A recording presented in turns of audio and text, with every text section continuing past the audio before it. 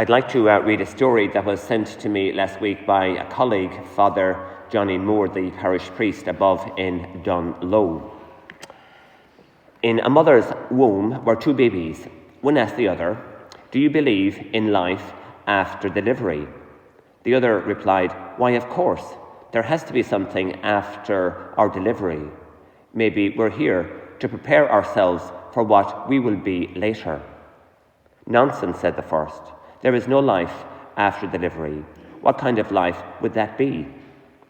The second said, "I don't know, but there will be more light than here. Maybe we will walk with our legs and eat with our mouths. Maybe we will have other senses that we can't understand now." The first replied, "That is absurd. Walking is impossible, and eating with our mouths, ridiculous. The umbilical cord supplies nutrition and everything that we need. But the umbilical cord is so short. Life after delivery is to be logically excluded." The second insisted, though. "Well, I think there is something, and maybe it's different than it is here. Maybe we won't need this physical umbilical cord anymore."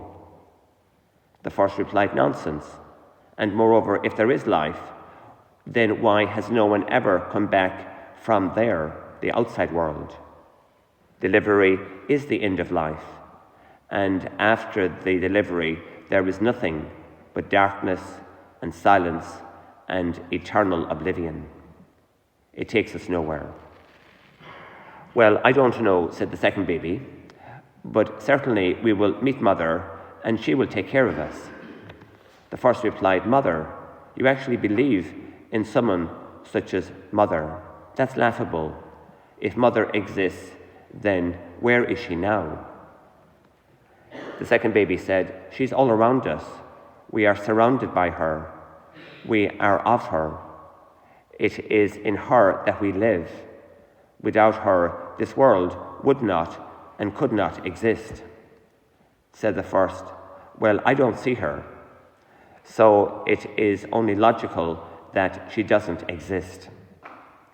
To which the second baby replied, "Sometimes when you're in silence and you focus and listen, you can perceive her presence and you can hear her loving voice calling down from above." So this was a certain understanding of God given to us by a Dr. Wayne Dyer. Now, the reason why I shared that story is that the main difference between the two babies is that one of them has faith and belief and the other one doesn't. And the gift of faith is essentially like spiritual radar that allows us to see outside of our own world, outside of our own circumstances, and it ultimately gives us the gift of being able to tune in to God's world and this path to eternal life that was mentioned in the opening prayer, and ultimately to participating in the resurrection. And without this gift of faith, we are spiritually blind. Now, I'm going to show you again my favorite visual aid.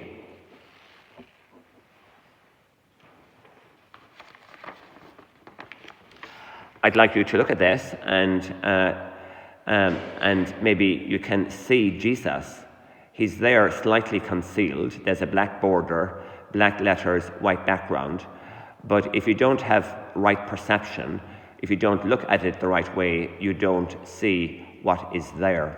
And if I can ask Paula again to come up and trace the letters Jesus for us. So we're going to start off with the letter J, another letter E, S, black S, U, black S.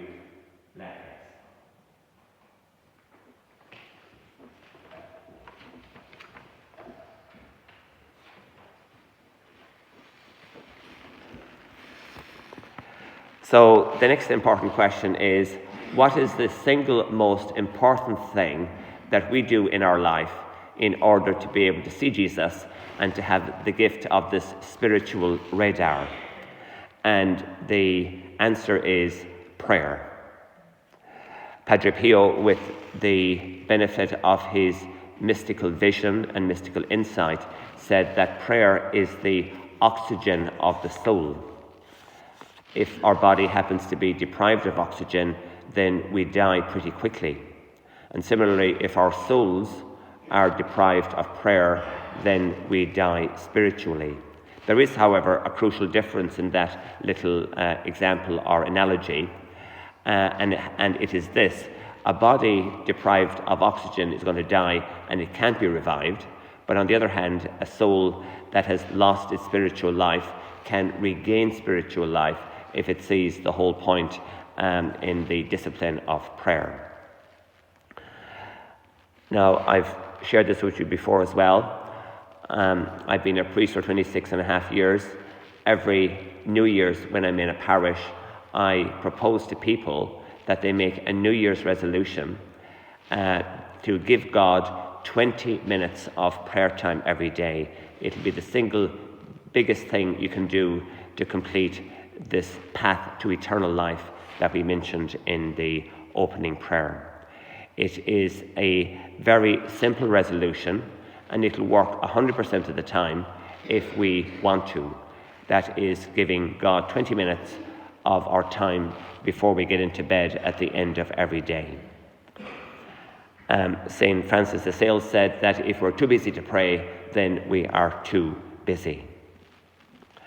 If you've lost your prayer book, don't worry. Go on the internet, Google Catholic prayers, and you'll get more prayers than you can say in 24 hours non-stop. There's also a little sheet at the back of the church, and it is basic prayers that I give out, and it's a kind of a starter kit.